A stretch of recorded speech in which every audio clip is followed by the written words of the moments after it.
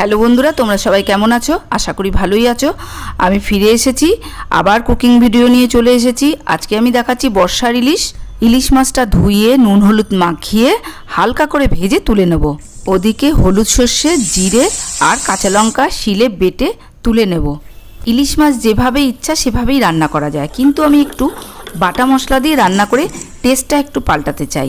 তাই ওই কড়াইয়ের মধ্যে কালো জিরা ফোড়ন দিয়ে বাটা মশলাটা দেব, নুন হলুদ দিয়ে একটু নেড়ে চেড়ে নেব। কাঁচা মশলার গন্ধটা চলে গেলেই শিল ধোয়া জল দিয়ে একটু ফুটে উঠলেই মাছটা দিয়ে দেবো। ফুটে উঠলে মাছ দিয়ে তারপরে দিয়ে দেবো কাঁচা লঙ্কা। আবার শেষে ঝোল ফুটে উঠলে দিয়ে দেবো একটু সামান্য কাঁচা সর্ষের তেল। এইবার গরম গরম ভাতের সঙ্গে পরিবেশন। দেখো বন্ধুরা, কেমন ইলিশ মাছের পেটি থেকে ডিম বেরিয়েছে। আমার তো ভীষণ ভালো লাগে। তাহলে বন্ধুরা, কার কার ভালো লাগে এরম ডিমালা ইলিশ মাছ খেতে?